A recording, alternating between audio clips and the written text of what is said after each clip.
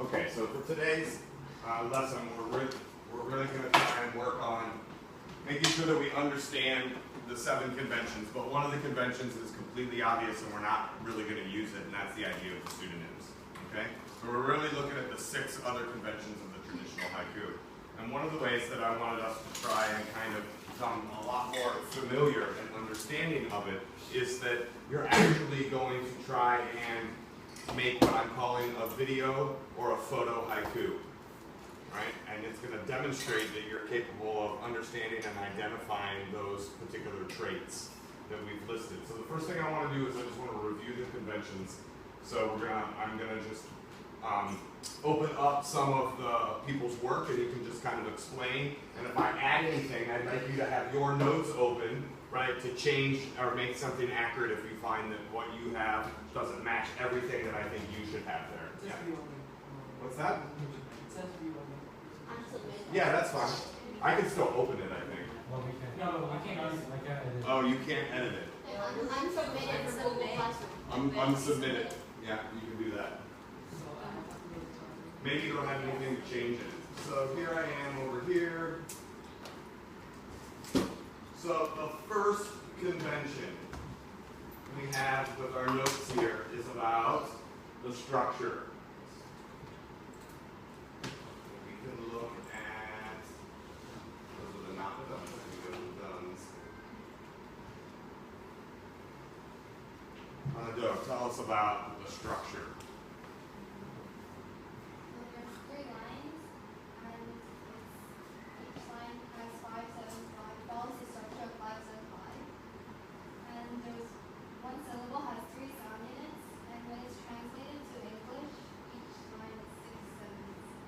Is that always? No, right? Some of you have put in here, I noticed in looking at it, that the English translation has 676. It does not necessarily. It basically says it can because of the translation. If you are not writing a poem originally in Japanese, then you're not translating anything. Hence, you just are going to keep it the 575. You'll write it originally in English with the 575. Does that make sense? Right? It's not incorrect to say that sometimes it happens 676, but for the purposes of the analysis that we'll do over the unit, we just need to know 575. We will be looking at poems that have been translated from Japanese, so you will see later on, right, when we're analyzing poems that it might not hit the same syllable as 575 or 676, and you would want to be able to talk about that then, okay? So, the next convention is about subject matter. Minnie, why don't you tell us about the subject matter?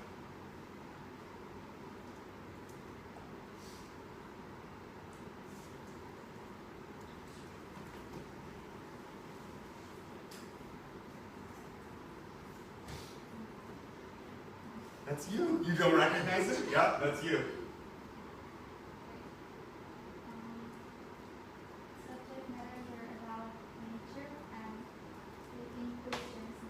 Whoa, stop. A what?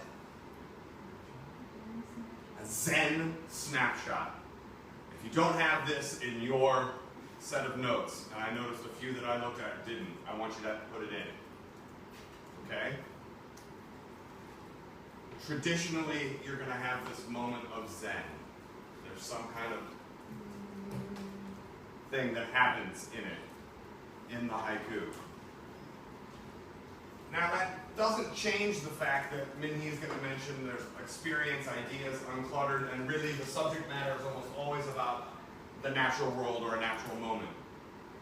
Right? And almost all of you already have that in there, right? The point is that maybe you're thinking that the image that is presented, or the images that are presented, or the thought that's presented in those 3 lines makes what I noticed in that paragraph another way of seeing the world. Right? You're thinking about, like, looking at that poem and going, the author wants me to be able to look at the world in a new way through these 3 lines, and that's a kind of Zen moment. Bing! The light bulb popping over your head of realizing something because of what you've just read. Okay? The setting.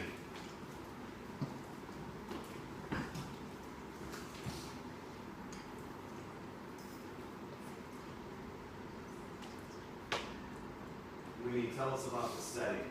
So the setting is set during a particular season called Haiku, and it's usually like the seasons are summer, spring, fall, winter, and New Year's. And they use this actual reference and connotative words. There you go. So it might say the winter's snow, right? And then you know the season, right? But it might just say the snow. And that should clue you in that it's probably the winter. I want to make sure that you remember that they gave you some connotative words. Those are useful to kind of memorize, right? Falling leaves, the smoke in the sky, right? That over time, particular images go to a particular season. Also, in your own knowledge, any connotative things that you generally put with a season, right? Newly blooming flowers is summer, but the seeds germinating just out of the ground is spring, right? Like stuff like that, seeds would be spring, anything like that you would make sense of. So you're not always going to get the word in there, but you should be able to narrow it down to a season based on what the words are, okay? Let's look at number 4.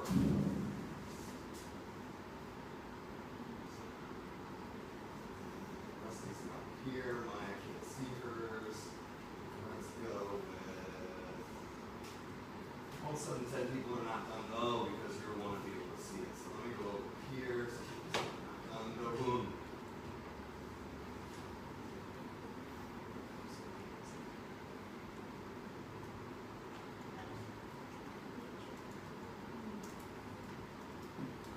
Illusion and comparison. What does that mean? Illusion is like first letter. Illusion is what? What's that? When it makes you make connections with the real world or other things like art, that's an illusion. Illusion is like what Hugo does with his card tricks, right? That's not what we're talking about here, right? Illusion. But comparison is another way to think about this. There are usually 2 parts to the haiku, as demonstrated by another one of the conventions, the cutting. There's this, and then there's this. And we're supposed to make some kind of comparison that creates new meaning. Another way of seeing things, again, is the way to look at it. I like your comparison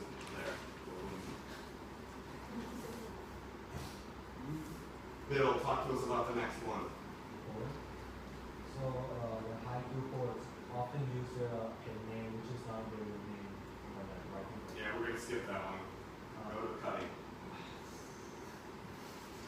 Separation between division, so it's like there is punctuations.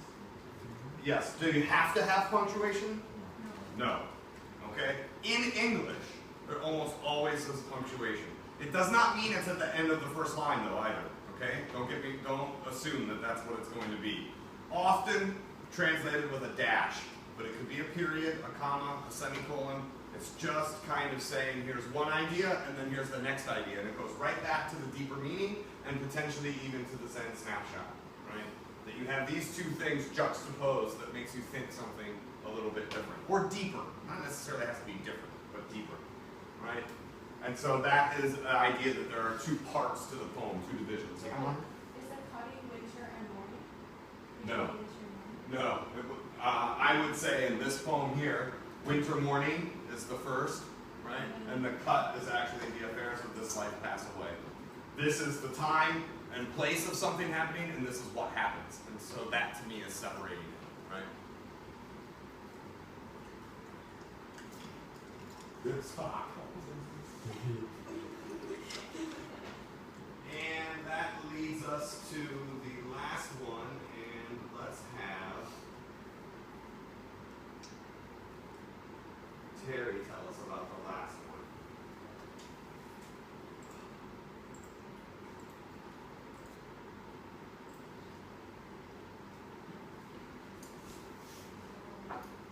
After this structure using Arab and concrete nouns,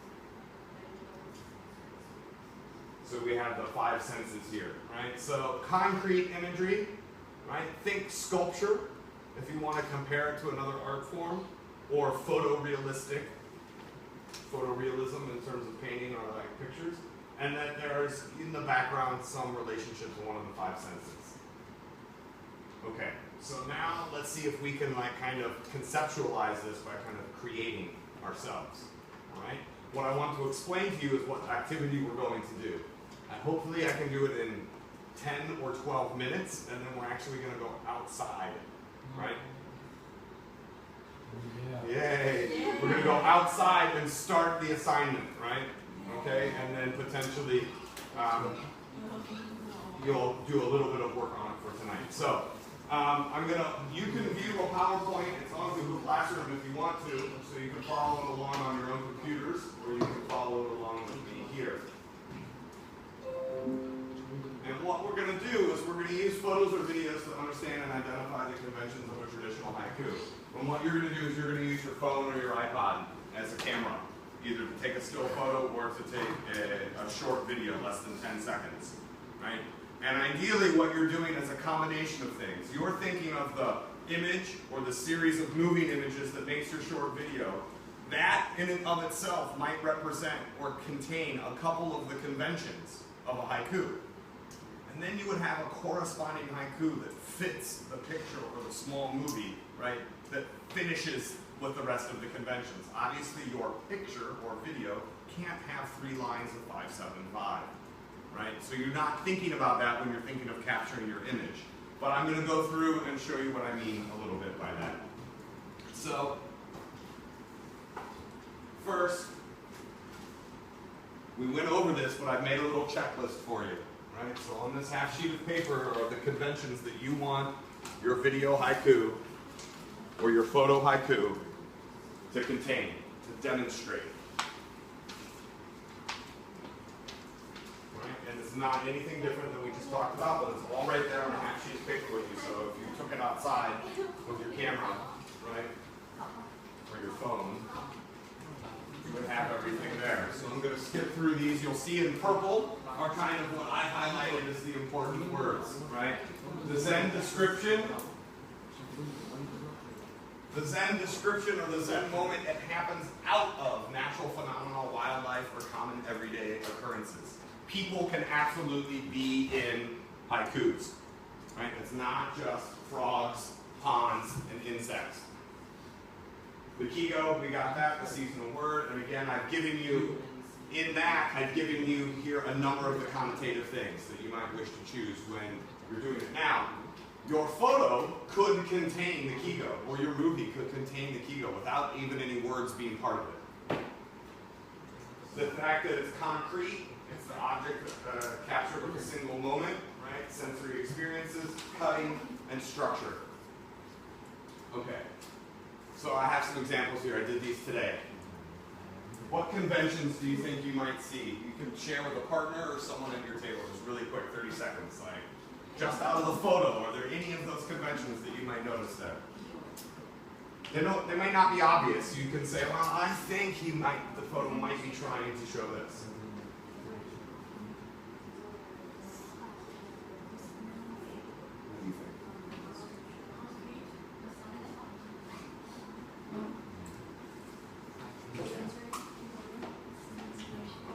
Anything in here? You're not going to answer me here. You're going to turn away and show me. What do you think?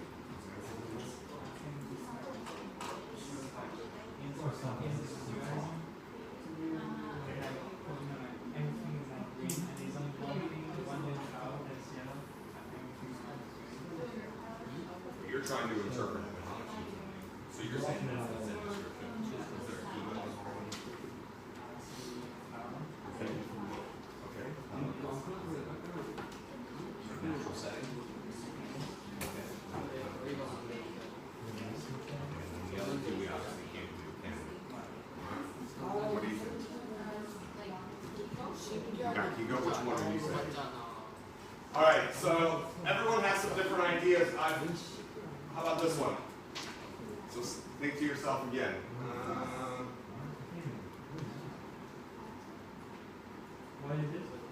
This is, that's a leaf that's falling dead off of a plant right outside my room. Nope, that's the picture I took. So this is the tub that the plant is in. The plant is hanging down, and this is one of the dead leaves is about to fall off the plant.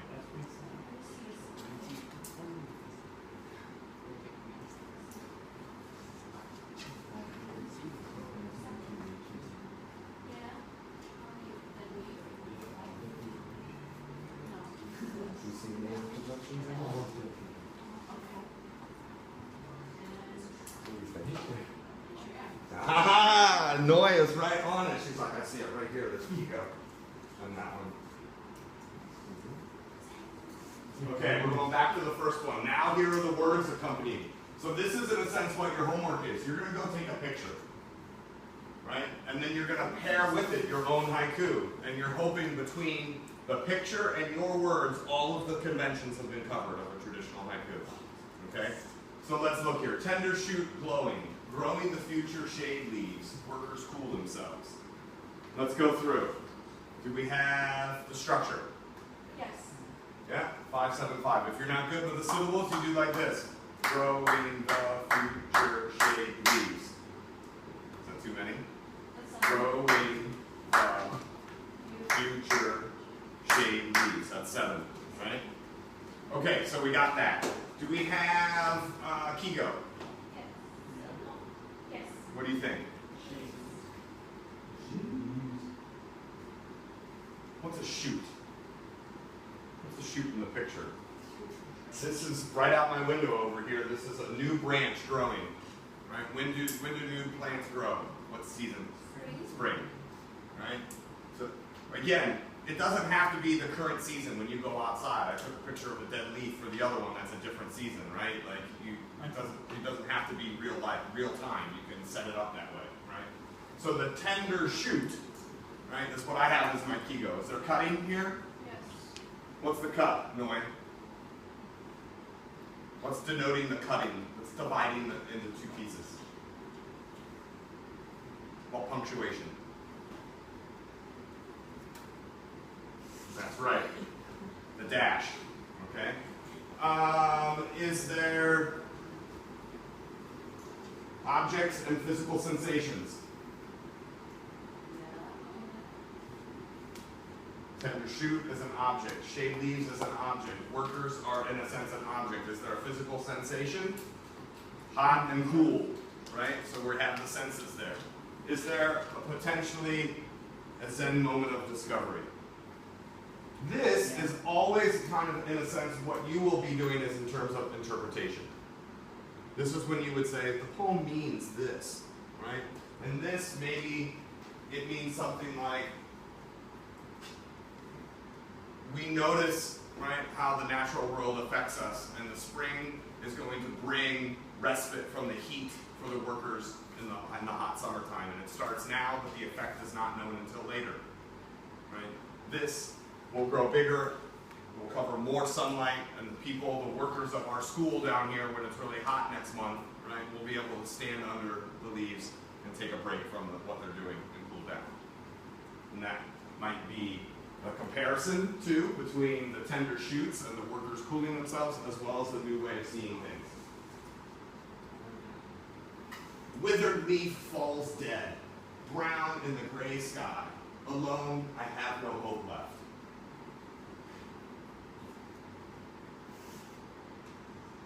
It's not autobiographical. Okay. Don't. So, do we have cutting? Adi, is there cutting? Do we have that? Where? The comma in the first line. Do we have a Kigo? Noi. Say it louder. The leaf, falling leaf, it's even in your little thing there. Falling leaves denote. So what season do we have in this photo haiku? Yuta? We have the fall, autumn. Okay? Do we have concrete objects and sensory perception, right? Well, there's the gray and the brown are colors. Those are visual sights of things. Those are visual sensations. We have the withered dead leaf, right? Those are kind of the concrete imagery there, right? And do we have a chance of seeing things in a new way, or maybe a Zen moment of discovery? right? Maybe here it's more of a Zen moment of discovery. The person writing this poem noticed that as nature dies, they are mortal too. And they know that no matter what happens, they're going to die just like a leaf. And it affects them seriously. They don't have any hope left.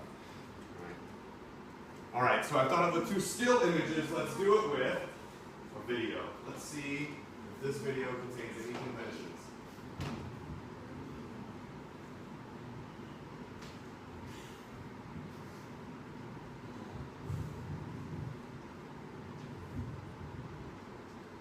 What do you think? Who was that? You don't need to worry about who it was. What was that? What was that? It was the camera looking at the flower and then panning over to two kids on the steps. Oh, two kids. Yeah, those were two kids. What do you think they were? I can't see. Oh, You no. have Okay. glasses on. Conventions. Any conventions? Is there a Kigo? There's nature as a subject matter. Is there Kigo? Yeah. What do you think the Kigo might be, Kigo? The flower. A flower, and it's already blooming. So, what do you think? Blooming flowers are what season, Iva? No. Awesome. No, autumn. Come on, that's when things die. Summer. Summer is generally when things go fully in bloom. Okay? They start to bloom in spring, but it's like the full thing. And I think it says somewhere in your thing about flowers.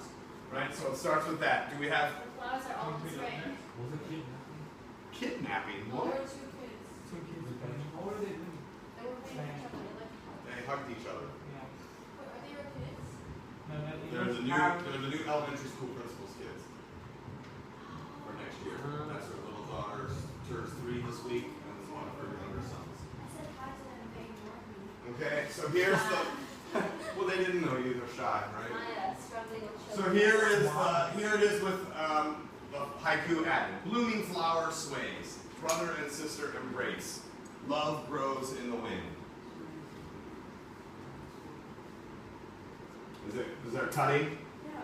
Yeah. Yep. Is there concrete objects? Brother, sister, blooming flower, wind. Right? Are there senses? Love, swaying, embracing. Right? Is there a comparison of two things that aren't necessarily you normally compare them?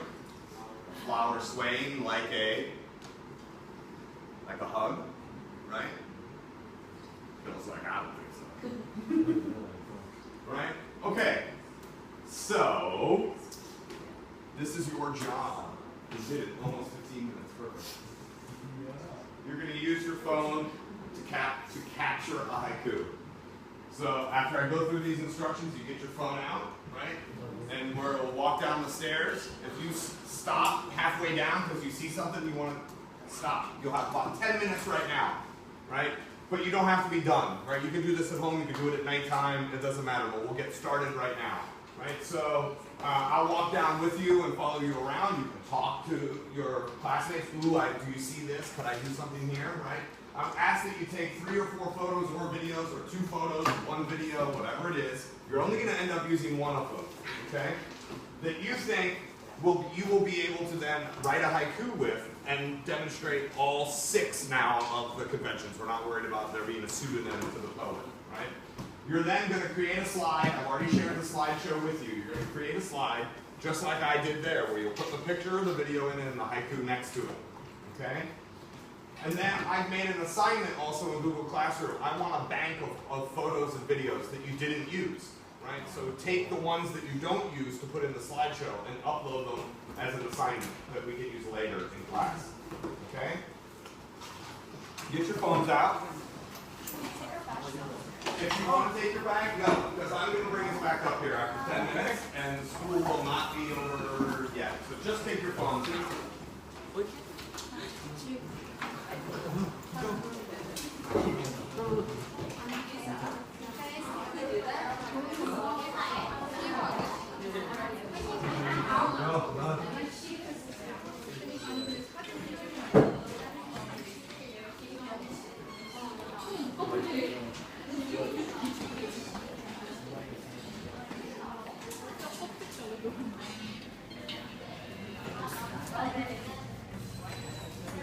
We can, if you want to stop here, you can. We can also go outside, like all the way out to the grass and trees.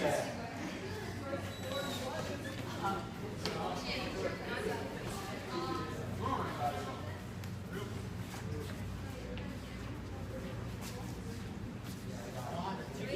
where's your phone? I don't have phone. Do you need to use? Do you want to use something else? Yeah. I only have. Where's yours? I don't have phone. Use your computer. I don't take phone. You don't have. You don't have. Okay, you can use this.